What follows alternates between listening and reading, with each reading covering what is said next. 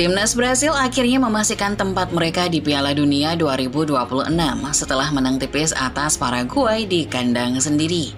Usai hasil kurang meyakinkan melawan Ekuador, anak asuh Carlo Ancelotti langsung unjuk kebolehan. Gol tunggal dari Vinicius Junior menjadi pembeda yang mengembalikan aura juara di tubuh Selecao. Kemenangan ini tentunya tak lepas dari duel solid antara papa dan anak, Ancelotti dan Vinicius Junior. Keduanya sudah teruji di Real Madrid dan kini membawa energi positif yang sama ke timnas Brasil. Relasi seperti ayah dan anak itu kini jadi simbol kebangkitan sang juara bertahan. Starting Eleven momen kali ini membahas duet papa anak yang pertahankan tradisi Brasil. Seperti apa kisahnya? Simak selengkapnya.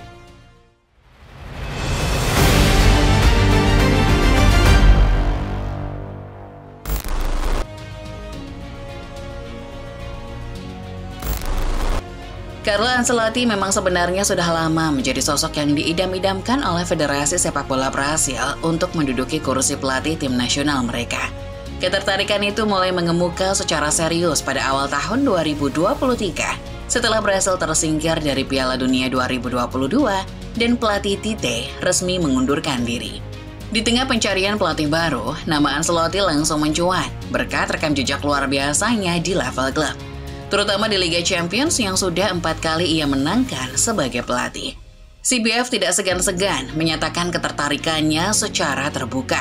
Presiden CBF Ednaldo Rodriguez bahkan menyebut bahwa Ancelotti adalah impian utama mereka. Meski begitu, pada waktu itu Ancelotti masih terikat kontrak dengan Real Madrid hingga 2024 dan memilih untuk menyelesaikan tugasnya terlebih dahulu di klub ibu kota Spanyol tersebut. Brasil pun mengambil langkah sementara dengan menunjuk Fernando Diniz sebagai pelatih interim sambil tetap menaruh harapan besar kepada Ancelotti. Harapan tersebut akhirnya terwujud. Pada pertengahan 2024, Carlo Ancelotti resmi diumumkan sebagai pelatih baru timnas Brasil usai berpisah dengan Real Madrid. Penunjukan ini ternyata juga menandai momen bersejarah karena Brasil terakhir kali menunjuk pelatih asing lebih dari setengah abad lalu, yakni pada tahun 1965. Kedatangan Ancelotti disambut dengan optimisme tinggi, terutama karena ia sudah punya hubungan baik dengan para pemain bintang Brasil seperti Vinicius Junior, Rodrigo, dan Eder Militao, yang merupakan anak asuhnya di Real Madrid. Dengan pengalaman, ketenangan, dan kepiawaiannya dalam menangani ego-ego besar di ruang ganti, Ancelotti dipandang sebagai figur ideal untuk memimpin Brasil kembali ke jalur kejayaan. Penunjukannya menjadi simbol dari ambisi Brasil untuk merebut kembali mahkota dunia dan juga langkah strategis untuk membentuk tim yang solid menuju Piala Dunia 2026. Don Carlo sendiri bahkan optimis menyebut dirinya akan membawa Brasil menjuarai Piala Dunia 2026 dan itu merupakan tujuan utamanya bergabung di Selecao.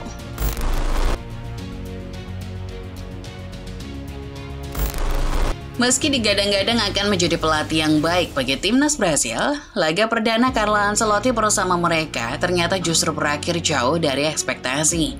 Menghadapi Ekuador dalam lanjutan kualifikasi Piala Dunia 2026, Brasil hanya mampu bermain imbang 0-0. Hasil ini tentunya cukup mengecewakan, mengingat tingginya antusiasme publik terhadap era baru di bawah asuhan pelatih legendaris ini. Secara permainan, Brasil memang menguasai jalannya pertandingan, tetapi masalah utamanya terlihat dari dominasi tersebut yang tidak dibarengi dengan efektivitas dalam menciptakan peluang nyata. Salah satu kekurangan paling mencolok dalam laga tersebut adalah tumpulnya lini depan Brasil. Meski menurunkan nama-nama besar seperti Vinicius Junior, Richarlison, dan pemain muda berbakat Estevao, ketiganya nyatanya tetap gagal memecah kebuntuan. Vinicius Junior sempat menebar ancaman lewat beberapa akselerasinya, namun penyelesaian akhir sang bintang masih belum maksimal. Richarlison di sisi lain justru membuang satu peluang emas setelah menerima umpan matang dari Vinicius.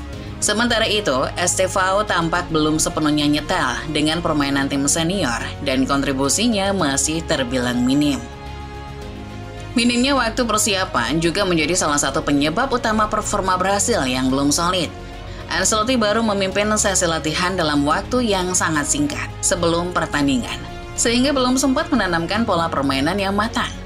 Para pemain sendiri, seperti Vinicius dan Casemiro, mengakui bahwa mereka hanya menjalani 2 hingga 3 hari latihan bersama sebelum laga. Hal ini tentu berdampak pada kurangnya koordinasi antar lini, terutama dalam transisi dari tengah ke depan.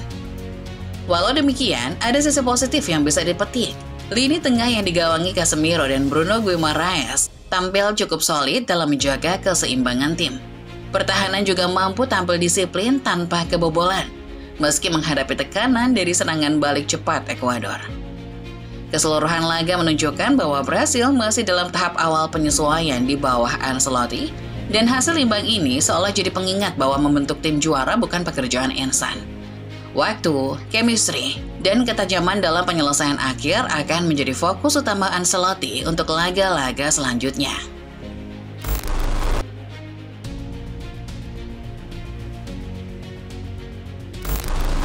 Setelah hasil imbang mengecewakan dan penyesuaian melawan Ekuador, timnas Brasil pun akhirnya mencatat kemenangan penting saat menghadapi Paraguay. Gol tunggal dari Vinicius Junior di akhir babak pertama menjadi penentu kemenangan 1-0 yang tak hanya mempersembahkan 3 poin, tetapi juga memastikan langkah Brasil ke Piala Dunia 2026. Dengan hasil ini, Brasil melanjutkan tradisi luar biasa mereka. Sebagai satu-satunya negara yang selalu lolos ke semua edisi Piala Dunia sejak turnamen pertama digelar pada 1930. Kemenangan ini tak lepas dari hubungan erat antara Carlo Ancelotti dan Vinicius Junior yang sudah seperti anak papa. Di bawah Ancelotti, Vinicius telah menjelma dari pemain muda, penuh potensi, dan menjadi mesin gol juga kreator utama. Kini di tim nasional, chemistry itu kembali terbukti. Ancelotti tampil dengan taktik berbeda saat melawan Paraguay, memberikan peran lebih bebas kepada Vini di lini depan, membuatnya tampil lebih eksplosif, dan menjadi pembeda di laga penting melawan La Abiroha. Umpan silang dari Cunha sukses dikonversi Vinicius lewat sentuhan tajam yang menandai level ketenangan dan insting kelas dunia. Tidak hanya gol, peran Vinicius di lapangan juga menjadi poros utama taktik Ancelotti. Kombinasi kecepatannya, kreativitas di area sempit, dan kemampuan duel 1 lawan 1 membuat lini pertahanan Paraguay kesulitan. Di sisi lain, Ancelotti mulai menunjukkan sentuhannya dalam membentuk struktur permainan Brasil yang lebih rapi, lebih terorganisir, dan tetap menyerang. Kemenangan ini menjadi pembuka jalan bagi era baru yang menjanjikan di bawah asuhannya. Dengan hasil ini, Brasil mengukuhkan posisinya di zona aman, kualifikasi, dan menyalakan harapan baru jelang Piala Dunia 2026. Di tengah tekanan besar dan ekspektasi publik, kehadiran Ancelotti sebagai ayah sepak bola dan Vinicius sebagai simbol generasi emas baru Brasil memberi energi segar untuk melanjutkan warisan kehebatan Selecao di panggung dunia.